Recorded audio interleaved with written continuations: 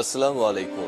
সবাইকে স্বাগত জানাচ্ছি। আমি নাসরুল ইসলাম তন্ময়। শুরুতে বিআরবি কেবল সংবাদ শিরোনাম জানিয়ে দেব এই মুহূর্তে হাতে পাওয়া সর্বশেষ গুরুত্বপূর্ণ আপডেট বাংলার সংবাদ। শুরুতেই থাকছে জাতিসংঘ অধিবেশন, নরেন্দ্র মোদীর সঙ্গে সাইডলাইনে বৈঠক করতে চান ডক্টর ইউনূস। চলতি মাসে জাতিসংঘের সাধারণ অধিবেশন চলাকালীন ভারতের প্রধানমন্ত্রী নরেন্দ্র মোদীর সঙ্গে সাইডলাইনে বৈঠক করতে চান বলে জানিয়েছেন বাংলাদেশের অন্তর্বর্তী সরকারের প্রধান উপদেষ্টা ডক্টর মোহাম্মদ ইউনূস।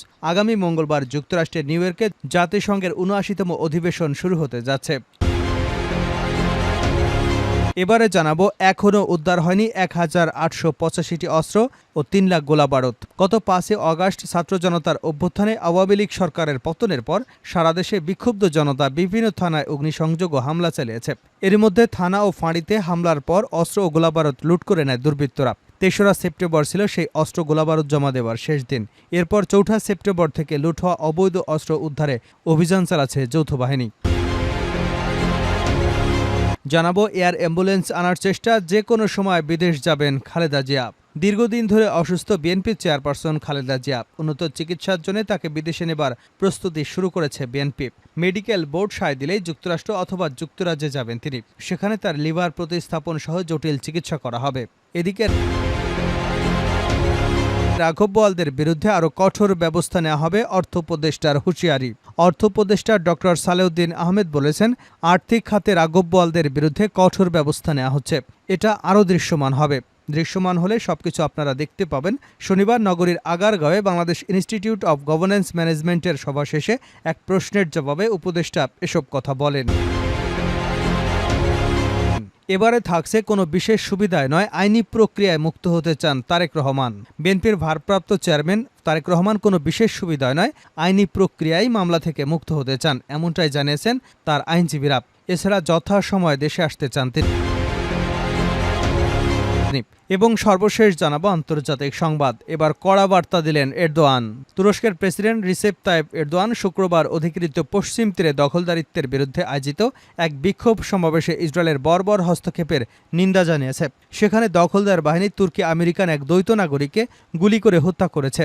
ইসরায়েলের এই নৃশংসতাকে এরদোগান বর্বর হস্তক্ষেপ হিসেবে অভিহিত করেছেন। খবর এপির। এতক্ষণ শিরোনাম শুনছিলেন, এবার বিস্তারিত। প্রিয় দর্শক, আপনি যদি এই চ্যানেলে নতুন হয়ে থাকেন, ভিডিওটি দেখতে দেখতে চ্যানেলটি সাবস্ক্রাইব করে আমাদের সঙ্গেই থাকুন। আর এই ভিডিও সম্পর্কে আপনি আপনার মূল্যবান মতামতটি কমেন্ট বক্সে জানিয়ে দিন। আর হ্যাঁ প্রিয় দর্শক, জানিয়ে দিন ভিডিওটি কোথা থেকে দেখছেন। মোদির সঙ্গে সাইডলাইনে বৈঠক করতে চান ডক্টর ইউনূস। চলতি মাসে জাতিসংঘের সাধারণ অধিবেশন চলাকালীন ভারতের প্রধানমন্ত্রী নরেন্দ্র মোদীর সঙ্গে সাইডলাইনে বৈঠক করতে চান বলে জানিয়েছেন বাংলাদেশের অন্তর্বর্তীকালীন সরকারের প্রধান উপদেষ্টা ডক্টর মোহাম্মদ ইউনূস। আগামী মঙ্গলবার যুক্তরাষ্ট্রের নিউ ইয়র্কে জাতিসংঘের ৭৯তম সাধারণ অধিবেশন শুরু হতে যাচ্ছে। গত রোববার ঢাকায় সরকারি বাসভবনে ভারতের রাষ্ট্রীয় সংবাদ সংস্থা প্রেস ট্রাস্ট অব ইন্ডিয়াকে সাক্ষাৎকার দেন ডক্টর মোহাম্মদ ইউনূস। সাক্ষাৎকারে এসব মন্তব্য করেছেন অন্তর্বর্তী সরকারের প্রধান উপদেষ্টা। পিটিআই ইউনূসের নেওয়া সাক্ষাৎকারের দ্বিতীয় অংশটি শুক্রবার প্রকাশ করেছে। সাক্ষাৎকারে ডক্টর ইউনূস বলেছেন, আমরা অবশ্যই নরেন্দ্র মোদীর সঙ্গে দেখা করবার চেষ্টা করব। আমি সার্কভুক্ত দেশগুলো সরকার প্রধানদের একসঙ্গে এনে একটি ছবি তোলারও চেষ্টা করব। মহৎ একটি উদ্দেশ্যকে সামনে রেখে সার্ক জোট গঠন করা হয়েছিল, কিন্তু এখন এর অস্তিত্ব শুধু কাগজে কলমে। সার্কের কোনো কার্যকারিতা নেই। আমরা সার্কের নামই ভুলতে বসেছি। আমি সার্কের চেতনাকে পুনরুজ্জীবিত করতে চাই। জাতিসংঘের দেওয়া বক্তব্যের প্রাথমিক তালিকা অনুযায়ী ২৬শে সেপ্টেম্বর সাধারণ অধিবেশনে বক্তব্য রাখার কথা রয়েছে নরেন্দ্র মোদীর। যৌথ বাহিনীর অভিযান, এখনও উদ্ধার হয়নি ১,৮৮৫টি অস্ত্র, ৩ লাখ গোলাবারুদ। গত ৫ অগাস্ট ছাত্র জনতার অভ্যুত্থানে আওয়ামী সরকারের পতনের পর সারা দেশে বিক্ষুব্ধ জনতা বিভিন্ন থানায় অগ্নিসংযোগ ও হামলা চালিয়েছে। এর মধ্যে থানা এবং ফাঁড়িতে হামলার পর অস্ত্র গোলাবারুদ লুট করে নেয় দুর্বৃত্তরা। ৩রা সেপ্টেম্বর ছিল সেই অস্ত্র গোলাবারুদ জমা দেওয়ার শেষ দিন। এরপর ৪ঠা সেপ্টেম্বর থেকে লুট হওয়া অবৈধ অস্ত্র উদ্ধারে অভিযান চালাচ্ছে যৌথ বাহিনী। পুলিশ সদর দপ্তর জানিয়েছে, ঢাকাসহ সারা দেশে লুট হওয়া বিভিন্ন অস্ত্রের সংখ্যা ৫,৮১৮টি। এর মধ্যে ৫ই সেপ্টেম্বর পর্যন্ত উদ্ধার হয়েছে ৩,৯৩৩টি অস্ত্র।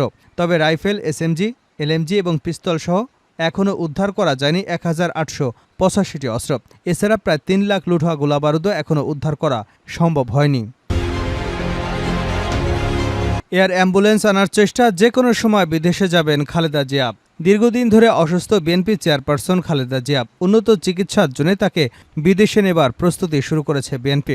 মেডিকেল বোর্ড সায় দিলেই যুক্তরাষ্ট্র অথবা যুক্তরাজ্যে যাবেন তিনি। সেখানে তার লিভার প্রতিস্থাপন সহ জটিল চিকিৎসাগুলো করা হবে। বিএনপি চেয়ারপারসনের ব্যক্তিগত চিকিৎসক ও মেডিকেল বোর্ডের সমন্বয়ক ডাক্তার এজেডএম জাহিদ হোসেন গণমাধ্যমকে বলেন, আমরা যুক্তরাজ্যের কয়েকটি হাসপাতালের সঙ্গে আলোচনা চালিয়ে যাচ্ছি। যুক্তরাজ্যে নেওয়া হলে ৮ থেকে ১৩ ঘন্টা সময় লাগবে।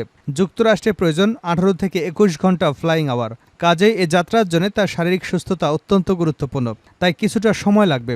বেশ কিছু জটিল চিকিৎসা করাতে অনেকটা সময় তাকে বিদেশে থাকতে হবে। বিমানে লম্বা সময় ভ্রমণের মতো উপযুক্ত শারীরিক সুস্থতা না থাকায় তাকে এয়ার অ্যাম্বুলেন্সে নেবার সিদ্ধান্ত নিয়েছে। এজন্য কাতার থেকে এয়ার অ্যাম্বুলেন্স আনার চেষ্টা চলছে। ইতিমধ্যেই সেই প্রক্রিয়া অনেক দূর এগিয়েছে বলে জানা গেছে।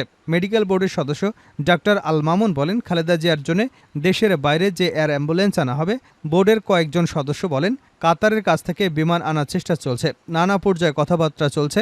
সাবেক প্রধানমন্ত্রী আরেকটু ফিট হলেই দিন তারিখ ঠিক করা হবে। খালেদা জিয়া লিভার সিরোসিস ছাড়াও বেশ কয়েকটি জটিলতা রয়েছে। এসব বিবেচনা করে যুক্তরাষ্ট্রে নেওয়ার সম্ভাবনাই বেশি। রাঘব বোয়ালদের বিরুদ্ধে আরও কঠোর ব্যবস্থা নেওয়া হবে, অর্থ উপদেষ্টার হুঁশিয়ারি। অর্থ উপদেষ্টা ডক্টর সালেউদ্দিন আহমেদ বলেছেন, আর্থিক খাতে রাঘব বোয়ালদের বিরুদ্ধে কঠোর ব্যবস্থা নেওয়া হচ্ছে। এটা আরও দৃশ্যমান হবে। দৃশ্যমান হলে সবকিছু আপনারা দেখতে পাবেন। শনিবার নগরীর আগারগাঁওয়ে বাংলাদেশ ইনস্টিটিউট অব গভর্নেন্স ম্যানেজমেন্টসের সভা শেষে এক প্রশ্নের জবাবে উপদেষ্টা একথা বলেন। উপদেষ্টা আরও বলেন, কালো টাকা সাদা করার সুযোগ না থাকায় এনবিআর অর্থ লুটপাটকারীদের সহজে ধরে ফেলবে। এদিকে বাজারে কারসাজি প্রসঙ্গে তিনি বলেন, ডিসিদের নির্দেশ দেওয়া হয়েছে চাঁদাবাজদের বিরুদ্ধে কঠোর ব্যবস্থা নেওয়ার জন্য। আশা করি চাঁদাবাজ কমলে নিত্যপণ্যের দাম কমে যাবে। আলু পেঁয়াজের ট্যাক্স কমানো হয়েছে। দাম শুধু কারণ বাজারে দেখলে হবে না, অন্যান্য বাজারেও দেখতে হবে। কাউরান বাজারে ৪ বার হাত বদল হয় নিত্যপণ্যের, এটা বন্ধ করতে হবে। এছাড়াও বাজার কারসাজিদের বিরুদ্ধে কঠোর ব্যবস্থা রয়েছে বলেও দাবি করেছেন তিনি। কোনো বিশেষ সুবিধায় নয়, আইনি প্রক্রিয়ায় মুক্ত হতে চান তারেক রহমান। বিএনপির ভারপ্রাপ্ত চেয়ারম্যান তারেক রহমান কোনো বিশেষ সুবিধায় নয়, আইনি প্রক্রিয়ায় মামলা থেকে মুক্ত হতে চান বলে জানিয়েছেন তারই আইনজীবীরা। এছাড়া যথাসময়ে ফিরতে চান দেশে। এদিকে আইন বিশেষজ্ঞরা বলছেন, মামলা থেকে মুক্ত হতে দেশে ফিরে আদালতের দ্বারস্থ হতে হবে তারেক রহমানকে। তবে ন্যায় বিচারের স্বার্থে আদালতও বিশেষ ভূমিকা রাখতে পারে বলেও মনে করেন তারা। ৫ই অগাস্ট ছাত্র জনতার আন্দোলনের মুখে পদত্যাগ করে ভারতে পালিয়ে যেতে বাধ্য হন প্রধানমন্ত্রী শেখ হাসিনা। পরদিন মুক্তি দেওয়া হয় ৩ বারের সাবেক প্রধানমন্ত্রী বেগম খালেদা জিয়াকে। এরপর একে একে জামিনে জেল থেকে বের হন কারাবন্দী বিএনপি নেতারা। তবে দলটির ভারপ্রাপ্ত চেয়ারম্যান তারেক রহমানের মামলা নিয়ে তেমন কোনো অগ্রগতি নেই।